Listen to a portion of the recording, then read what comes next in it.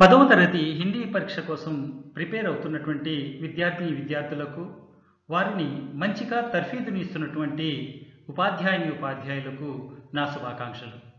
విద్యార్థులు, ఈరోజు మీరు 10వ తరగతి తెలుగు పరీక్షను బాగా రాసినటువంటి సంతృప్తితో ఉన్నారని ఆశిస్తూ ఉన్నాను.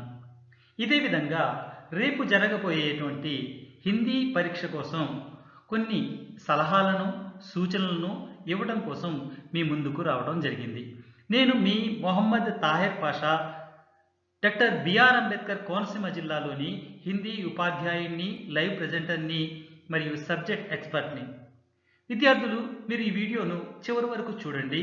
తప్పనిసరిగా నా యొక్క సూచనలు పాటించినట్టయితే మీరు అత్యధిక మార్కులు పొందుతారనడంలో ఎటువంటి సందేహము ఉండదు. అదేవిధంగా ఉపాధ్యాయులకు నా నమస్కారం. దయచేసి ఈ వీడియో చూసి మీ విద్యార్థులకు మీ వాట్సాప్ గ్రూపుల ద్వారా ఈ సరైనటువంటి చిట్కాలను, సలహాలను మీ విద్యార్థులకు చేరవేయండి. వారు హిందీలో అత్యధిక మార్కులు సాధించడం ద్వారా 500కు పైగా మార్కులు పొందేటువంటి అవకాశం ఉంటుంది.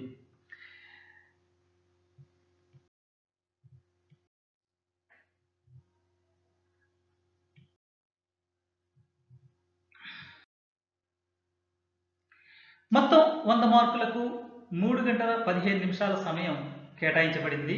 దీనిలో 15 నిమిషాలు ప్రశ్నపత్రాన్ని క్షుణ్ణంగా ఎన్ని పేజీలు ఉంటే అన్ని పేజీలను స్పష్టంగా చదువుకోవడానికి సమయం ఇవ్వబడుతుంది. ఆ సమయాన్ని ప్రశ్నపత్రాన్ని మొదటి ప్రశ్న నుండి చివరి 30వ ప్రశ్న వరకు స్పష్టంగా చదివి 1కి 2 సార్లు చదివి అర్థం చేసుకుని వ్రాసే ప్రయత్నం చేస్తారని ఆశిస్తూ ఉన్నాను. మొదటిగా భాగ్ 1, దీన్ని పార్ట్ 1 అంటారు. ఈ పార్ట్ 1 మీకు ఇవ్వబడినటువంటి 24 పేజీల బుక్లెట్లో 2వ పేజీలో పూర్తిగా 1 నుంచి 12 అంకెలను మార్జిన్లో స్పష్టంగా 1, 2, 3, 4 అలా వేసుకుంటూ 12 వేయండి. పార్ట్ 1లో మనకు 1వ ప్రశ్న నుంచి 12వ ప్రశ్న వరకు ప్రశ్నలు ఉంటాయి. 1వ ప్రశ్నకి కేవలం ఒక పదం రాస్తారు. 2వ ప్రశ్నకి కూడా ఒక చిన్న పదాన్ని రాస్తారు. 3వ ప్రశ్నకి కేవలం సంఖ్యను, నంబర్ని వేస్తారు. ఈ విధంగా వేసుకుంటూ వెళ్తూ మొదట 2వ పేజీలో పూర్తిగా మీరు బాక్స్ మార్జిన్ చేసి, మీకు వీడియోలో ఏ విధంగా అయితే బాక్స్ కనిపిస్తుందో అదే విధంగా ఫ్రేమ్ని మీకు డార్క్గా, ముద్దగా రాసేటువంటి ఒక బ్లాక్ కలర్ పెన్తో బార్డర్ మార్జిన్ అంటే బాక్స్ మార్జిన్ కొట్టుకోండి. దీని మొదటి ప్రశ్న తత్సం మరియు తద్భవ్. 2 వాక్యాలు ఇవ్వబడతాయి. మొదటి వాక్యంలో ఒక పదాన్ని అండర్లైన్ చేసి ఆ పదాన్ని యొక్క తత్సమ లేదా తద్భవ పదాన్ని 2వ వాక్యంలోని పదాన్ని గుర్తించి వ్రాయవలసి ఉంటుంది. ఉదాహరణకు అవి ఎలా ఉంటాయో, ఉదాహరణకి మొదటి వాక్యంలో కర్మని ఇచ్చాడు, 2వ వాక్యంలో కామ్ అని ఇచ్చాడు. కర్మ అనేటువంటి తత్సమ పదానికి తద్భవ పదం కామ్.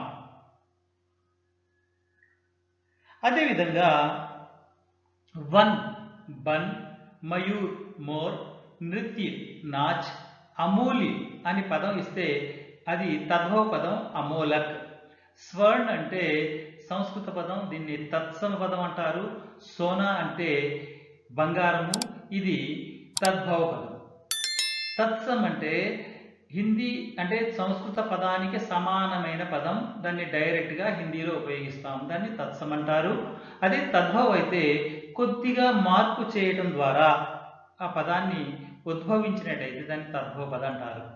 అలాగే ఇక్కడ చూడండి, కృపా, కిరపా, దీప్, దియా, శ్రావణ్, సావన్, నాక్, నాసిక, చంద్ర, చాంద్, కృషక్, కిసాన్.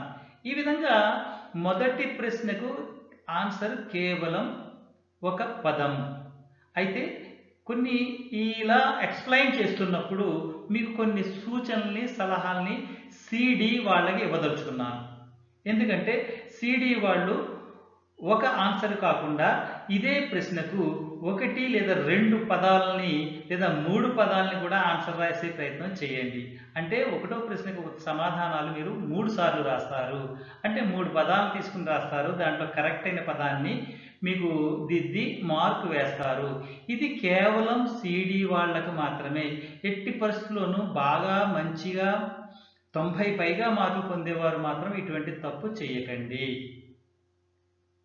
అంటే సిడి వాళ్ళకి ఈ ఆప్షన్ ఇక్కడ చెప్పడం జరిగింది. ఒక ప్రశ్నకు ఒక చోట మాత్రమే ఆన్సర్ రాయమనేటువంటి ఒక చిన్న సూచన లేకపోవడం వల్ల దీనికి మార్క్ ఇచ్చేటువంటి ప్రయత్నం చేస్తారు మీ పరీక్ష పేపర్ని దిద్దేటువంటి ఎగ్జామినర్. అదేవిధంగా రెండవ ప్రశ్న క్రియా విశేషం. క్రియా విశేషం ఒక వాక్యం ఇవ్వబడుతుంది. దాంట్లో క్రియా విశేషణాన్ని మీరు గుర్తించి వ్రాయవలసి ఉంటుంది. ఈ క్రియా విశేషం వాక్యంలో ఒక పదంగా ఉంటుంది. ఆ పదాన్ని మీరు గుర్తించి రాయాలి. ఉదాహరణకి ఇక్కడ చూడండి, ఘోడా తేజ్ దౌడతా హై అనేటువంటి వాక్యంలో తేజ్ అనేది క్రియా విశేషణం. బూఢా ధీరే ధీరే చల్తా హై, ధీరే ధీరే. మే బరాబర్ నాచతీ హూ, బరాబర్.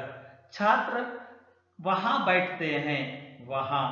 ఈ విధంగా క్రియా విశేషణానికి కూడా ఒక పదం. అంటే మీరు ఒక పదం రాసుకుంటూ వస్తే ఒకటో ప్రశ్నకు ఒక మార్కు, రెండవ ప్రశ్నకు ఒక పదానికి ఒక మార్కు.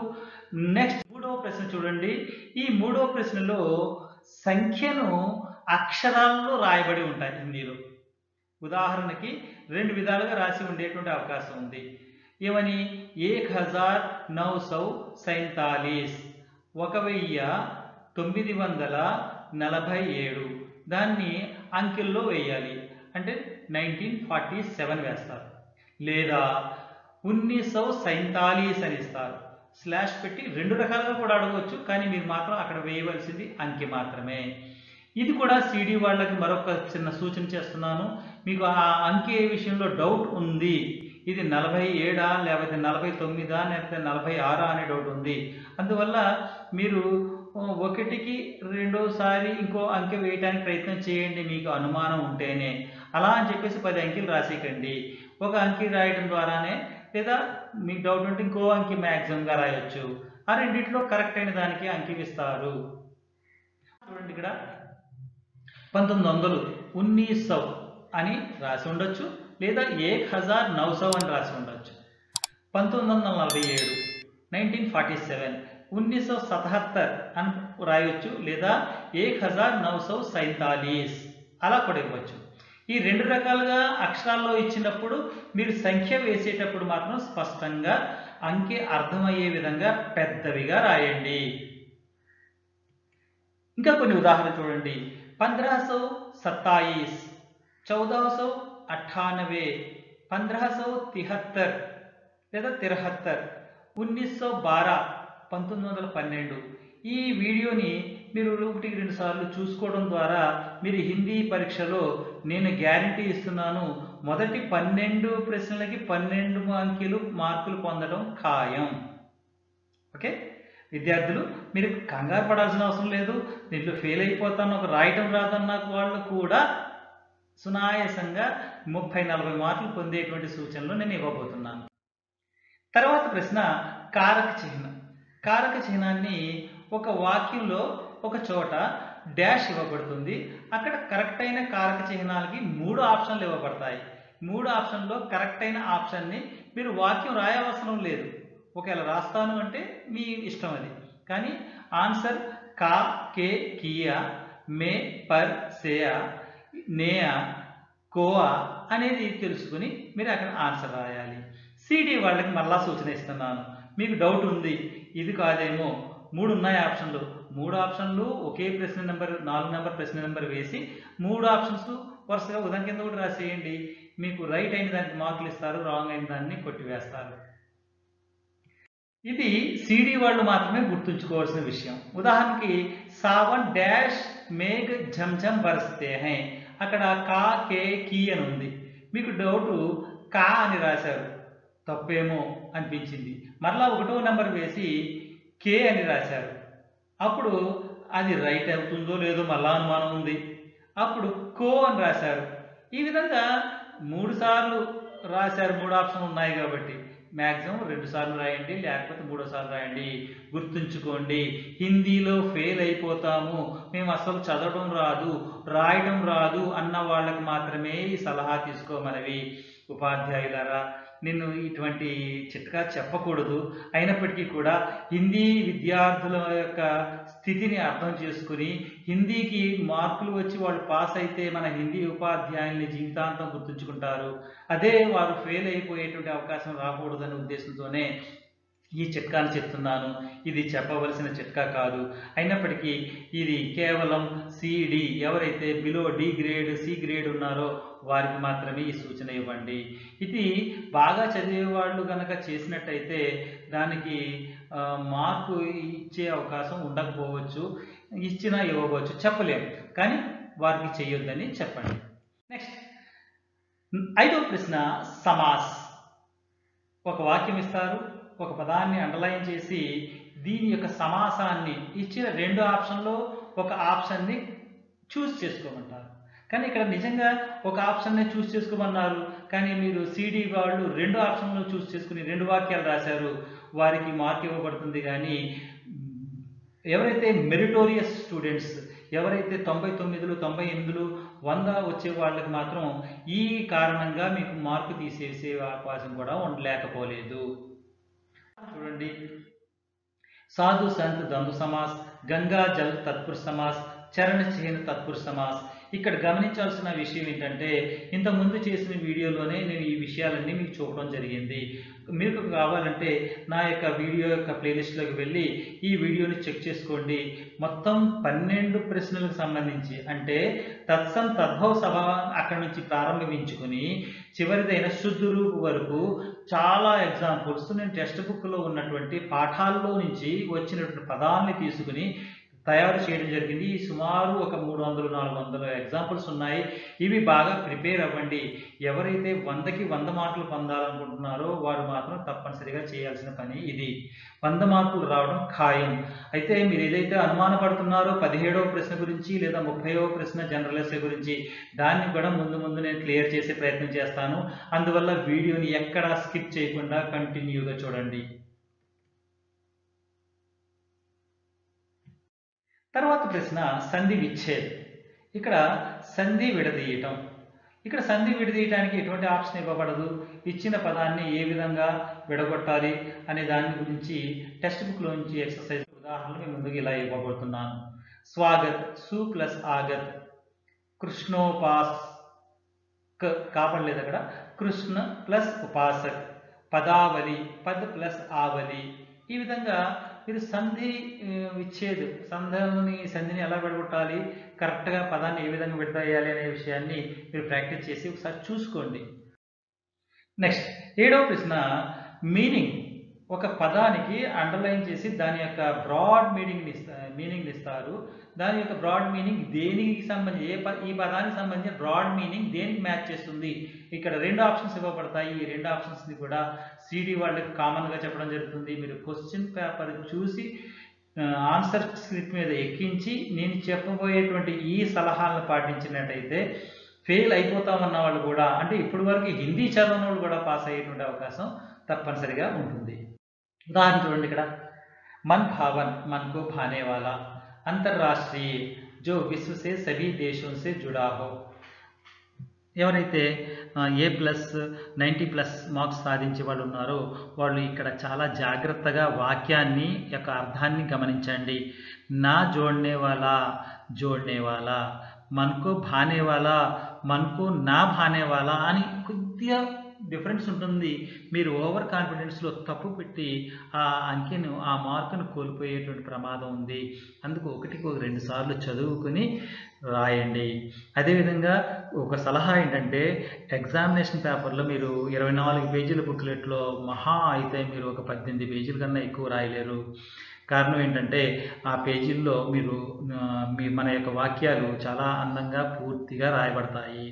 అయితే సిడి వాళ్ళకి ఒకటి, అదేవిధంగా అబవ్ 100 మార్క్స్ అంటే అబవ్ ఎవరైతే 90 మార్క్స్ అబవ్ సంపాదించాలనుకుంటున్నారో వాళ్ళు కొన్ని చోట్ల మధ్య మధ్యలో ఒక అంకిని మధ్య ఖాళీ ఉంచండి.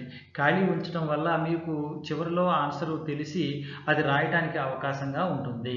అంటే వాక్యానికి వాక్యానికి మధ్యన parallel space and finger space, gap, horizontal space maintain చేసుకుంటూ నీట్గా ప్రజెంట్ చేయండి. ముహావరా. 8వ ప్రశ్న ముహావరా. ముహావరాని గుర్తించడమే. మీరు ఇక క్రితంసారి ముహావరా యొక్క అర్థాన్ని గుర్తించమని ఇచ్చేవాడు. ఇప్పుడు కేవలం వాక్యంలో ఉన్న ముహావరాని గుర్తించడం. ఇది చాలా సరళమైన పని. ఇది ఒక ఆ ముహావరా, ఆ వాక్యంలో ఉన్న ముహావరా ఏంటో గుర్తించి రాసేటువంటి ప్రయత్నం చేయండి. సిడి వాళ్ళు కూడా మరి ఇంకోసారి చెప్తున్నాను, అక్కడ ముహావరా సరైనది గుర్తించడం రాలేదనుకోండి, దాంట్లో వాక్యంలో ఉన్నటువంటి 2 కంటిన్యూస్ పదాలని, వేర్వేరు పదాలని వేర్వేరు ఆన్సర్లుగా ఒకే క్వశ్చన్ నెంబర్తో రాయండి. అంటే వాటి యొక్క అర్థం రాయాల్సిన అవసరం లేదు. కానీ ఆ వాక్యంలో ఏది ముహావరా, దిల్ బైట్ జానా, ఏక్ సాత్ ఫూట్తే ఏక్ సాత్ ఫూట్నా, నీంద్ హరాం నహీ కర్నా నీంద్ హరాం కర్నా, ఇలాంటి ముహావరాలన్నీ కూడా టెక్స్ట్ బుక్లో ఉన్నాయి. టెక్స్ట్ బుక్లో చదవండి, మెటీరియల్లో చదవకండి. టెక్స్ట్ బుక్లో చదువుకుంటూ వెళ్తే మీకు ఎక్కడ ముహావరా వచ్చిందో దాన్ని పెన్సిల్తో అండర్లైన్ చేసి హైలైట్ చేయండి. ఈ రాత్రి వేళను రేపు పొద్దున తెల్లవారుజామున ఒక గంట కూర్చుని చదివితే మీరు హిందీలో ఎక్కువ మార్కులు పొందవచ్చు. నెక్స్ట్ 9వ ప్రశ్న లింగ్. ఇక్కడ లింగ్ అనేది కూడా ఇక్కడ నుంచి అసలైనటువంటి టాస్క్ ప్రారంభమవుతుంది. 80, 90, 100 మార్క్స్ సాధించాలి అంటే. ఎందుకంటే ఇక్కడ వాక్యాన్ని తిరిగి రాయవలసి ఉంటుంది. 8 వరకు కేవలం ఒక వర్డ్, సింగిల్ వర్డ్ ఆన్సర్ రాస్తారు.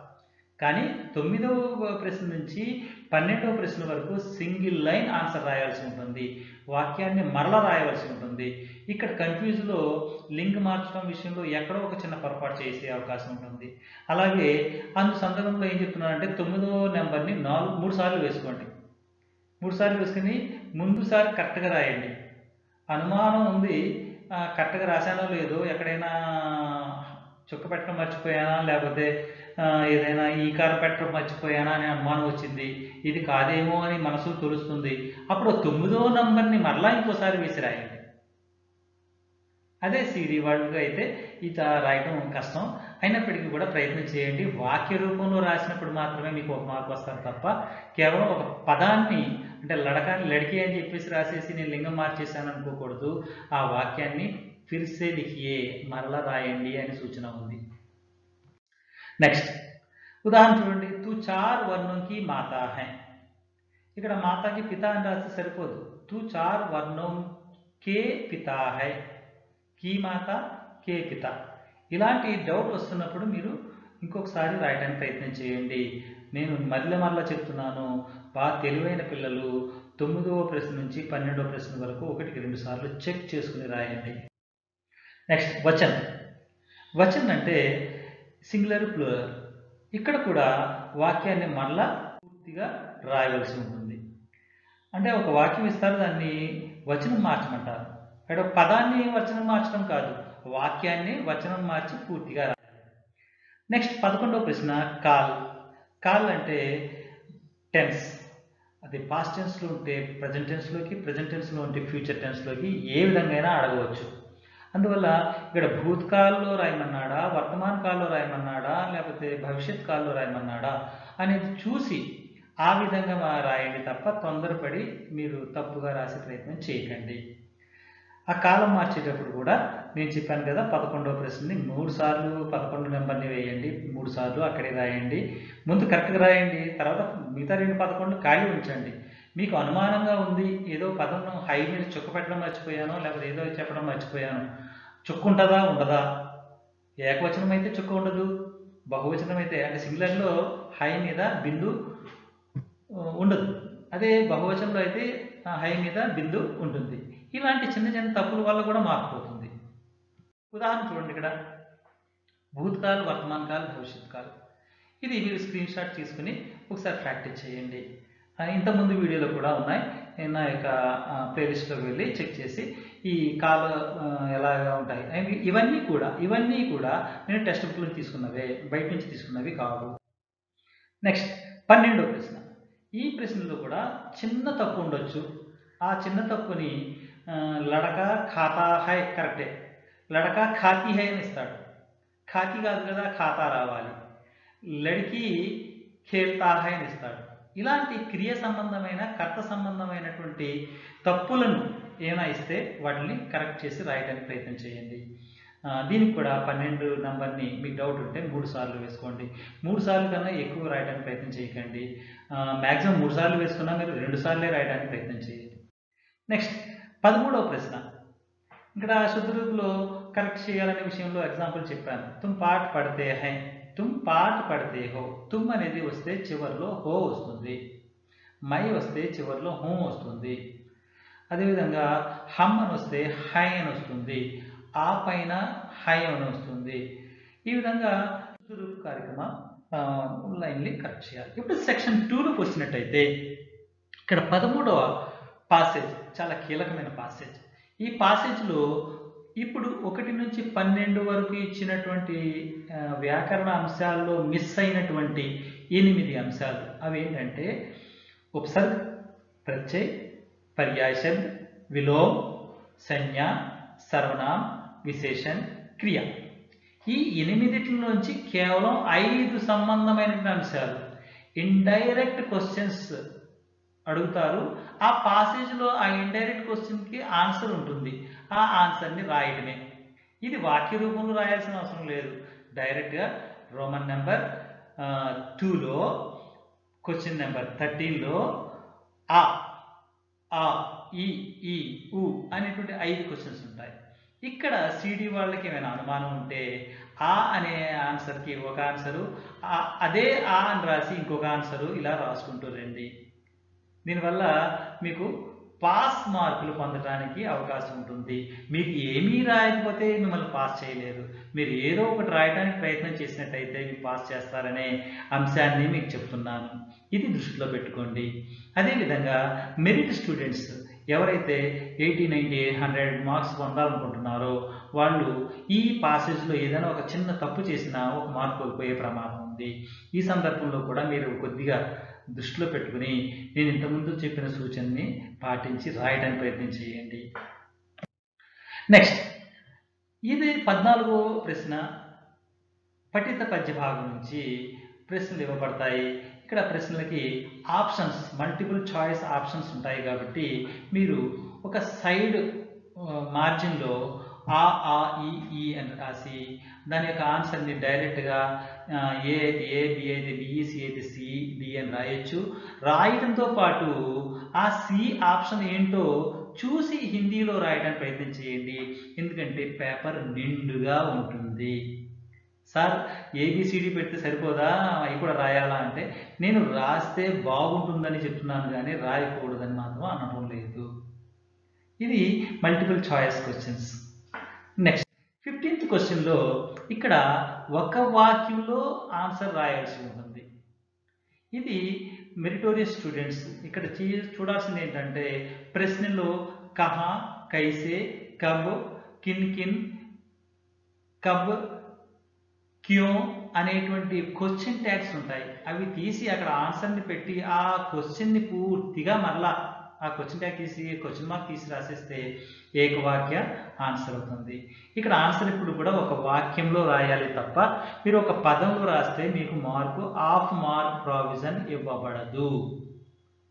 దృష్టిలో ఉంచుకోండి. ప్రిన్సిపల్స్ ఆఫ్ వాల్యుయేషన్ ప్రకారం half mark provision 10th class హిందీలో లేదు. ఎందుకంటే హాఫ్ మార్క్ క్వశ్చన్సే లేనప్పుడు హాఫ్ మార్క్ ఇచ్చేటువంటి అవకాశమే లేదు. ఇక్కడ పఠిత గద్య భాగ సే గద్యాంశ దియా జాయేగా. ఇక్కడ 16వది మరలా గద్య భాగం నుంచే ప్రశ్న ఒక ప్యాసేజ్ ఇస్తారు. ఆ ప్యాసేజ్ నుంచి మనకి ఇక్కడ మల్టిపుల్ చాయిస్, ఇక్కడ ఏబిసిడి ఆప్షన్స్ ఉంటాయి. ఇందాక పద్య భాగంలో చెప్పినట్టే ఇక్కడ కూడా గద్య భాగంలో ఇచ్చేటువంటి మల్టిపుల్ చాయిస్ క్వశ్చన్స్కి ఆ అనే ప్రశ్నకి ఏ ఆన్సర్ అనేది బ్రాకెట్లో ఉదాహరణకి లోక్ గీత్ అని అనుకోండి, లోక్ గీత్ అని రాయండి. అంటే ఆప్షన్ ఒకటి రాసి ఆన్సర్ ఇంకోటి రాసి కన్ఫ్యూజ్ అయిపోకుండా మీరు అటువంటి పని చేయండి. లేదంటే ఆప్షన్ ఒకటి రాసి వదిలేయండి. మీకు సిడి వాళ్ళకి ఏమైనా అనుమానం ఉంటే అదే ప్రశ్న రెండోసారి పెట్టి రాసే ప్రయత్నం చేయండి. మీకు మీ అదృష్టాన్ని బట్టి మార్కులు పొందుతారు. 17వ ప్రశ్న.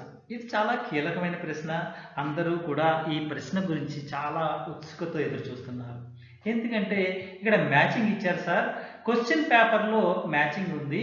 ఈ మ్యాచింగ్ని మనం ఎలా చేయాలి? బ్రాకెట్ల దగ్గర ఏబిసిడీలు పెట్టాలా, లేదా బ్రాకెట్ల దగ్గర 1, 2, 3 నెంబర్లు వేయాలా? ఈ కన్ఫ్యూజన్కి మీరు ఫుల్ స్టాప్ పెట్టండి అని చాలామంది, కొన్ని వేల మంది నాకు గత సమ్మేటివ్ 1 పరీక్ష నుంచి ఇప్పటి వరకు చాలామంది కోరటం జరిగింది. మీరు ఈ ప్రశ్నకి ఆన్సర్ జోడీ బనాయే అంటే యాక్చువల్గా మనం యారోస్ పెట్టి జోడీ చేస్తాం. రెండోది మనం ఇంగ్లీషు, అదేవిధంగా మ్యాథ్స్లో, బయాలజీ, ఫిజికల్ సైన్స్లో మ్యాచింగ్ ఎలా ఉంటుందో అలాగే చేయొచ్చు. కానీ మీకు సరళమైన ఒక ఉపాయాన్ని చెప్తాను. ఇక్కడ 1, 2, 3, 4 అంకెలు ఉంటాయి. ఈ 1, 2, 3, 4 అంకెలకు సంబంధించినటువంటిది యాజ్ ఇట్ ఈజ్గా రాసేసుకోండి.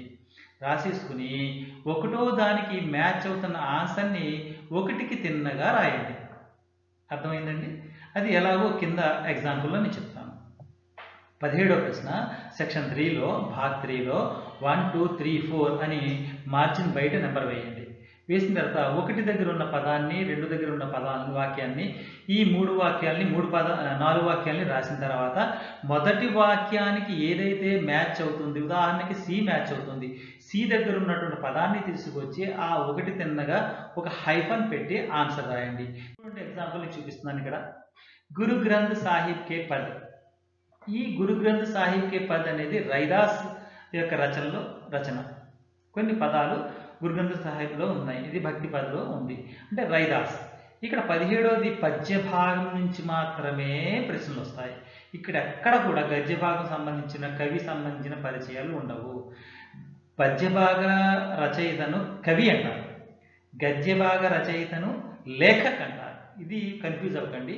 17 కవి, 18 లేఖ. 17 కవి, 18 లేఖ. 17 కవి ఏంటి?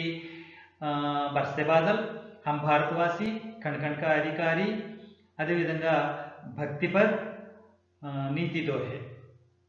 ఇవి గుర్తుంచుకోవాలి. అంటే వాళ్ళకు సంబంధించినటువంటి ఇవే మ్యాచింగ్ అడుగుతారు. రాష్ట్ర కవి ఎవరు? దినకర్. చూసారు ఏబిసిడి అని పెట్టాను ఇక్కడ. అక్కడ 1, 2, 3 ఉండొచ్చు. అక్కడ 1, 2, 3 అనేది తిన్నగా పెట్టండి. ఇక్కడ మధ్యలో ఒక గీత పెట్టడం ద్వారా కూడా, అంటే ఇక్కడ మీరు ఒక గీతని ఇలా గీతని ఇలా పెట్టడం ద్వారా కూడా మ్యాచింగ్ చేయొచ్చు. ఇలా మ్యాచింగ్ చేసేటువంటి ప్రయత్నం కూడా చేయండి. ఇది సరళమైనటువంటి పద్ధతి. ఇక్కడ కన్ఫ్యూజ్ ఏం అవసరం లేదు ఇక్కడ బ్రాకెట్ పెట్టుకుని ఇక్కడ ఒక ఆన్సర్ రాయడం ఇదంతా వద్దు. మీరు డైరెక్ట్గా ఈ విధంగానే చేయండి. ఓకే. నెక్స్ట్ రెండో ఎగ్జాంపుల్. ఇక్కడ బిహారీలాల్ సత్సాయి రాశారు. బిహారీ సత్సాయి. ప్రకృతి చిత్రణ. ప్రకృతి చిత్రణ ఎవరు చేశారంటే పంత్. సుమిత్రానంద పంత్ అని అడగవచ్చు, లేదా పంత్ అని అడగవచ్చు, లేదా బరసే బాదల్ అని కూడా ఉండొచ్చు. అంటే ఇక్కడ పోయికి సంబంధించినటువంటి ఏదైనా క్వశ్చన్స్ రావచ్చు. అంటే ప్రకృతి చిత్రణ బరసే బాదల్లో ఉందా, లేకపోతే హమ్ భారతవాసిలో ఉందా, లేదా మీరాకే పదిలో ఉందా, భక్తి పదిలో ఉందా, నీతి దోహిలో ఉందా, ఇలా మ్యాచింగ్ అలా కూడా అడగవచ్చు. కానీ ఇక్కడ దేశభక్తి అని గుర్తించానుకోండి, అక్కడ మనం ఆర్పి నిశంక్ రాయొచ్చు, లేదా మనకి హమ్ భారతవాసి అని రాయొచ్చు. ఈ విధంగా మ్యాచింగ్ అనేది చేయడానికి మీకు సరళమైనటువంటి విధానాన్ని మీకు చూపడం జరుగుతుంది. దీంట్లో ఎటువంటి కన్ఫ్యూజన్ మీరు లోన్ కావాల్సిన అవసరం లేదు. ఇది మీరు చాలా సరళంగా చేయగలుగుతారు. ఎందుకంటే ఇక్కడ ఎటువంటి కన్ఫ్యూజన్ లేకుండా మీరు ఇలా లైన్ గీసుకుని మ్యాచింగ్ చేసుకోండి. ఇది కూడా మ్యాచింగే. అంటే ఇక్కడ మీరు ఏబిసిడి ఉంటే ఏబిసిడి పెడతారు, 1, 2, 3, 4 ఉంటే 1, 2, 3, 4. ఈ ఏబిసిడీలు ఇక్కడ పెడతారు ఒకసారి. ఇదేమి ఆ కన్ఫ్యూజన్ వద్దు. ఇక్కడ 1 ఉంటే బిహారీ సత్సాయి, ప్రకృతి చిత్రణ పంత్. ఈ విధంగా మీరు చేయండి. నెక్స్ట్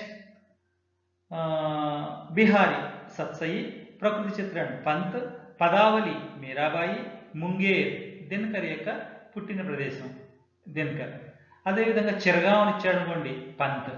ఈ విధంగా మనం ఈ యొక్క ఇప్పుడు పార్ట్ 3లో ఇక్కడ 18వ ప్రశ్న రచయిత పరిచయం. రచయిత పరిచయాన్ని మీకు క్వశ్చన్ పేపర్లో ఫుల్గా ఇవ్వటం 4 వాక్యాలు 5 వాక్యాలు ఇస్తారు. ఈ 4 లేదా 5 వాక్యాలని యాజ్ టీజ్గా అదే ప్రశ్న నెంబర్ వేసి మీరు ఆన్సర్ స్క్రిప్ట్లో ఆన్సర్ బుక్లెట్లో రాస్తారు. రాసిన తర్వాత కింద ఇచ్చినటువంటి బ్లాంక్స్ ఎక్కడెక్కడైతే ఉన్నాయో ఆ బ్లాంక్స్ని గుర్తించాలి. ఉదాహరణకి ఇక్కడ బ్లాంక్ ఉంది, ఇలా బ్లాంక్ ఉంది, ఈ బ్లాంక్లో ఈ వర్డ్ వస్తుంది. అందువల్ల ఈ బ్లాంక్ వచ్చిన చోట మీరు ఇలా డార్క్ చేయాలి, ఇలా డార్క్ చేయండి, లేదా ఇలా బాక్స్ చేయండి, అంటే దీనికి ఒక మార్కు. అలాగే రెండో దాంట్లో ఇక్కడ బ్లాంకు, ఇలా ఈ 4 బ్లాంకులు ఇలా చేయటం ద్వారా మార్కులు పొందుతారు. లేదా 4 వాక్యాలు 1 2 3 4 అనే వాక్యాల కింద రాసిన మీకు మార్కులు ఇస్తారు. ఎందుకంటే మీకు సరళమైన విధానం ఉన్న పాసేజ్ని ఉన్నట్టే వెక్కించి ఎక్కడైతే బ్లాంక్ ఇవ్వడం జరిగిందో ఆ బ్లాంక్ దగ్గర మీరు బ్లూ పెన్తో మీరు పెన్ రాస్తూ ఉంటే బ్లాక్ పెన్తో బోల్డ్ చేయండి, లేదా మీరు బ్లాక్ పెన్తో రాస్తున్నారు బ్లూ పెన్తో బోల్డ్ చేయండి, లేదా బ్లూ బ్లాక్ ఒకదాంతోనే రాస్తున్నారు అనుకుంటే మీరు ఆ అండర్లైన్ చేసినటువంటి ఆ ఆప్షన్ ఉన్నటువంటి ప్రదేశంలో మీరు ఏం చేస్తారంటే అండర్లైన్ చేయండి గట్టిగా. ఓకే, ఇప్పుడు పార్ట్ 4లో ఇక్కడ ప్రశ్న ఆన్సర్ రాయాల్సి ఉంటుంది. 19-20 క్వశ్చన్స్. ఇక్కడ 19-20 క్వశ్చన్స్ పద్య భాగం నుంచి ఇవ్వబడతాయి. ఇక్కడ ఇచ్చినప్పుడు సిడి వాళ్ళు గుర్తించండి. ఈ 19-20 సంబంధించిన ఏదైనా పద్య భాగంలో మనకి ఒకటి మల్టిపుల్ చాయిస్ సంబంధించినటువంటి ఒక ప్యాసేజ్ ఇవ్వబడింది. దీంట్లో ఏదైనా ఒక ప్రశ్నకి అది ఆన్సర్ అవుతుందేమో అనిపిస్తే ఆ ఆన్సర్ రాయండి. ఇది కేవలం డి గ్రేడ్ వాళ్ళకి మాత్రమే. మిగతా వాళ్ళు ఈ ప్రశ్నకి 4 లేదా 5 వాక్యాలు పాయింట్ వైజ్ రాయండి. నేను ఎవరు సూచించినా పాయింట్ వైజ్ రాయండి. గత 10వ తరగతి ఫలితాల్లో 20 మందికి నేను పర్సనల్ కేర్ ద్వారా ఆన్లైన్లో వాళ్ళకి సూచనలు ఇవ్వడం ద్వారా 20 మందిలో వాళ్ళలో ఇంచుమించు ఒక 9 మెంబర్స్కి 100/100 మార్క్స్ సాధించడం జరిగింది. 100/100. మిగతా వారందరూ కూడా 90 దాటిచ్చారు, 90 లోపు ఎవరు లేరు. ఎందుకంటే వాళ్ళందరికీ కూడా పాయింట్ వైజే రాయమని చెప్పాను. వాళ్ళకి వచ్చినట్టు పేపర్ని నాకు వాళ్ళు వాట్సాప్ చేసి ఫోటో చేసి పంపడం వల్ల నేను చూసి వాళ్ళకి కొన్ని సూచనలు చేసి వాళ్ళకు 100 మార్క్స్ సాధించడంలో నా యొక్క చిన్న తోడ్పాటు ఉంది. సాధించింది మాత్రం వారే. 21, 22, 23 గద్యభాగ ప్రశ్నలు. అంటే పద్యభాగం నుంచి 19 and 20 and 21, 22, 23 from prose. And then 24, 25, 26 ఉపవాచక పాఠ. ఉపవాచక పాఠ మనకు 4 ఉన్నాయి. 1 శాంతికి రాహమే, 2 దో కళాకార్, 3 అప్నే స్కూల్ కే ఉపహార్, 4 అనోఖా ఉపాయ్. ఈ 4 నాటేల నుంచి 3 క్వశ్చన్స్ 3 3s are 9 మార్క్స్. వీటిని కూడా 2 లేదా 3 లేదా 4 వాక్యాల్లో పాయింట్ వైజ్ రాయడానికి ప్రయత్నం చేయండి, మంచి మార్కులు సాధించవచ్చు. నెక్స్ట్ రోమన్ 5లో 27వ ప్రశ్నకి 2 ఆప్షన్స్ ఆ అనేటువంటి ఇస్తారు. ఇక్కడ మీరందరికీ అందరూ అంటారు 10-12 వాక్యాల్లో రాయండి అంటారు. నేనైతే ఐ థింక్ బిగ్. నేను ఎప్పుడు కూడా ఎక్కువగా థింక్ చేయాలి, ఎక్కువ సాధించాలి, ఎక్కువ కావాలి. I want Mera Dil మాంగే more అనేటువంటి ఒక ఆలోచన ఎలా అయితే ఉందో అలాగా నేనేం చేస్తానంటే ఇక్కడ ముందు ఇంట్రడక్షన్ ఇలా రాయండి. प्रस्तुत प्रश्न हमारे पाठ्य पुस्तक सुगंध के पद्य भाग पाठ प्रकृति चित्रण में बेजोड़ कवि माने जाने वाले सुमित्रानंदन पंत के हाथों से चरित बरसते बादल पाठ से दिया गया है. प्रस्तुत यहाँ पर ऐसा बताते हुए उनका परिचय कुछ लिखना है.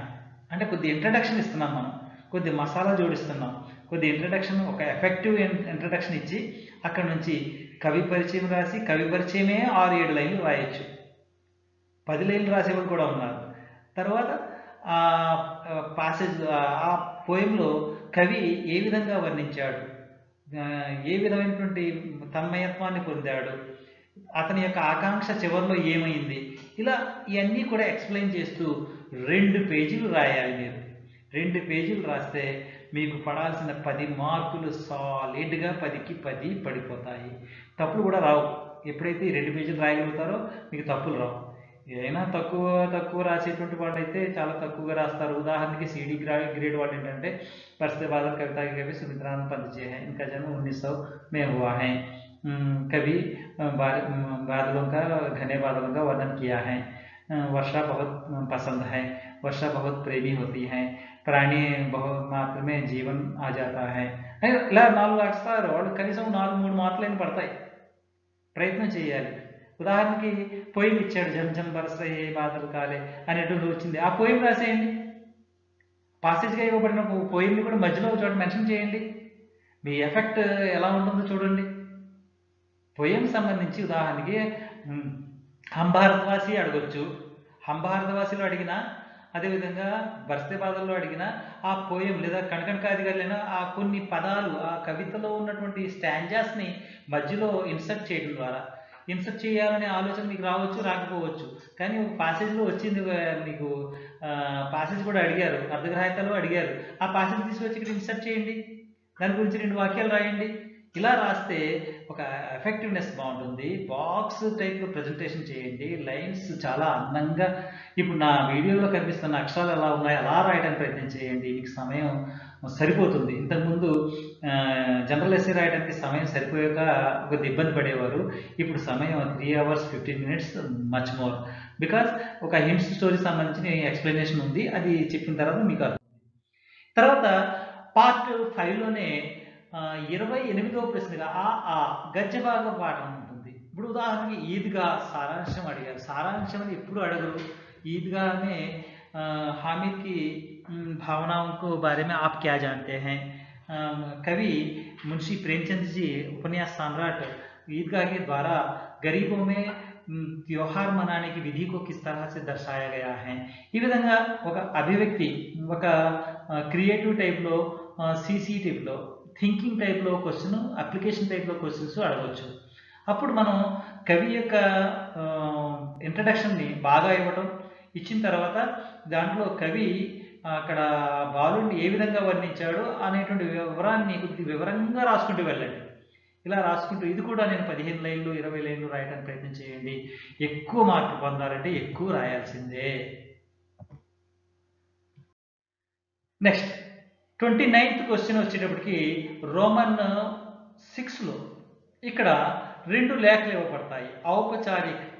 ఔపచారిక అంటే ఫార్మల్ లెటర్స్, అనౌపచారిక అంటే ఇన్ఫార్మల్ లెటర్స్. ఔపచారిక అంటే ఒక ఫార్మల్గా రాసే, అధికారులకు రాసేటువంటి పత్ర అంటే చిట్టి పత్ర, ఆవేదన పత్ర, పుస్తక విక్రేతకు పత్ర, షికాయతీ పత్ర, ఇవన్నీ కూడా ఔపచారిక పత్రం.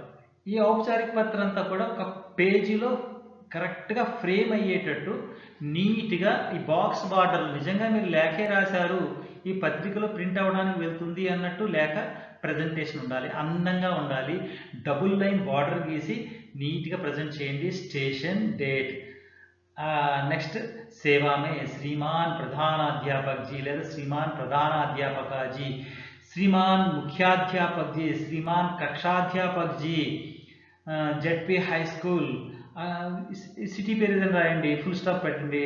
मान्य महोदय, सादर प्रणाम, निवेदन है कि मैं आज से 4 दिन तक पाठशाला में उपस्थित होने में असमर्थ हूँ क्योंकि मेरे भाई का विवाह दिनांक 20/3/2024 को विजयवाड़ा में होने वाली हैं, अतः हमारे घर में माता पिता की सहायता करनी चाहिए. घर में बहुत काम पड़े हैं और बंधुगणों को निमंत्रण पत्र देने की भी कार्य बचा हुआ है, अतः आप मुझे కొద్దిగా నేను అనేది ఔపచారిక పత్రంలో. अदे अनौपचारिक पत्र అనేటప్పటికీ भाई को पत्र, मित्र को पत्र, पिताजी को पत्र, हिंदी के महत्व को बताते हुए पत्र, अपनी कक्षा पाठशाला में बनाई गई वार्षिकोत्सव का वर्णन करते हुए मित्र के नाम पत्र, भाई के नाम पत्र, हिंदी का महत्व के बारे में बताते हुए पत्र, चंद्रयान की सफलता को बताते हुए खुशी जाहिर करते हुए एक पत्रिका समाचार के संपादक के नाम पत्र। इस तरह से कई तरह से पत्र लिख सकते हैं। चुराई हुई साइकिल की बारे में दारोगा साहब को शिकायत करते हुए पत्र, बिजली बिल ज्यादा आने की शिकायत करते हुए स्थानीय बिजली अधिकारी के नाम पत्र।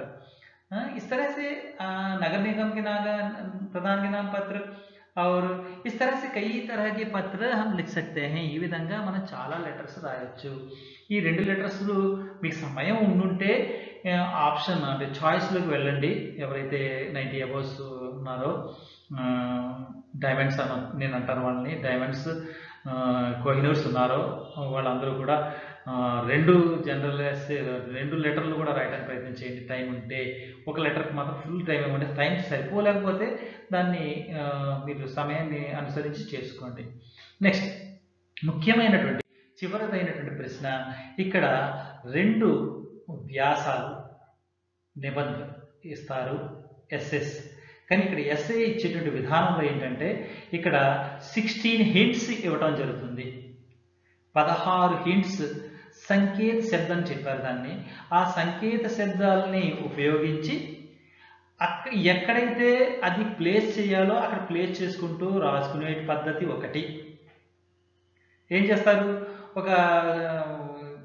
అక్కడ బ్లాంక్స్ ఇచ్చారు మీకు, అక్కడ డాష్లు ఇచ్చారు, ఆ డాష్లో కరెక్ట్ అయిన హింట్ని లేదా సంకేత పదాన్ని ప్లేస్ చేయటం ఇది విధానం।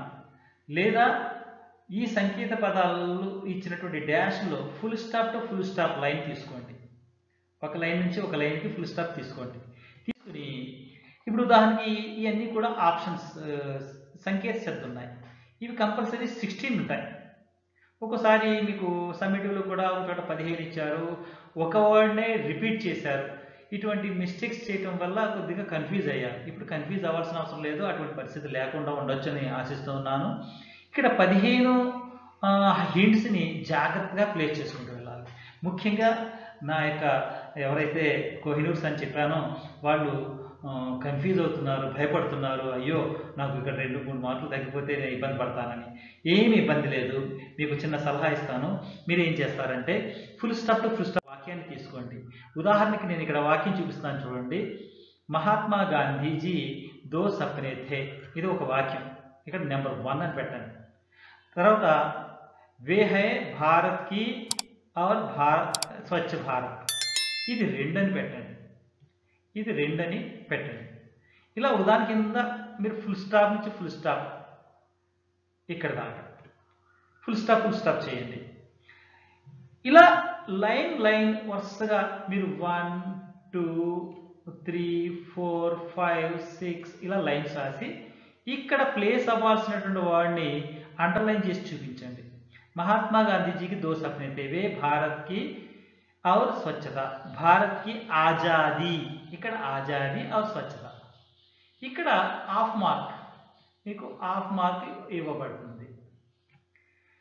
उनमें से एक को हकीकत में बदलने में लोगों ने मदद की, हालांकि स्वच्छ भारत वह दूसरा सपना अभी भी पूरा होना बाकी है। ఈ విధంగా ఇక్కడ మీకు ఇచ్చిన విధంగా మీరు రాసుకుంటూ రావాలి।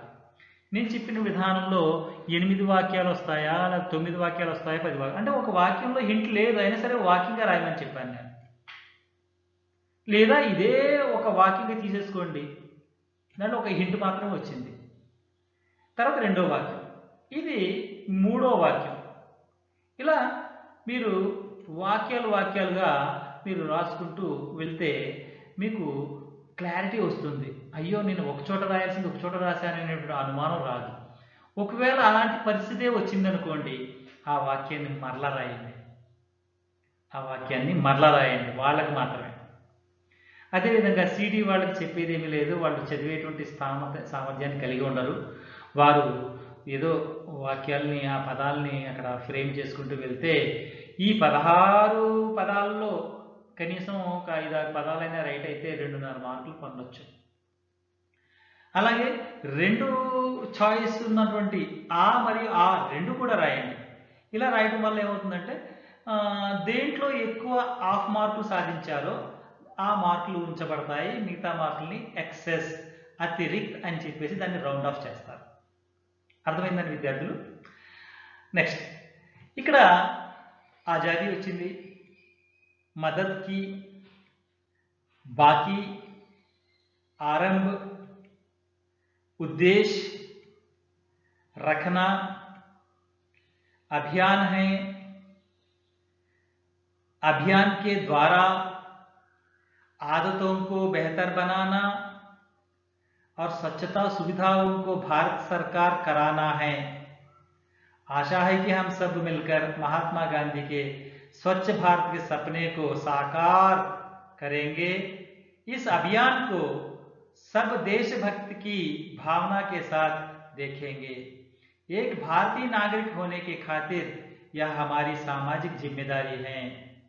एक कदम स्वच्छता की ओर, यही हमारा नारा है। ఈ విధంగా మీరు రాసినట్టయితే టోటల్ మార్క్స్ మీకు 8 మార్క్స్ మీకు ఇవ్వబడతాయి. కానీ కొంతమంది నంబర్స్ వేసి రాస్తున్నారు. నంబర్స్ వేసి రాసేటువంటి ప్రావిజన్ ఇవ్వబడలేదు. నంబర్స్ వేసి రాయమని ఆ సంకేతాలని అక్కడ చూపించమని మీరేం చేస్తున్నారంటే ఆ డాష్లో ఆ నంబర్ని వేసి చూపిస్తున్నారు. ఇలా చేయటానికి అనుమతి లేదు.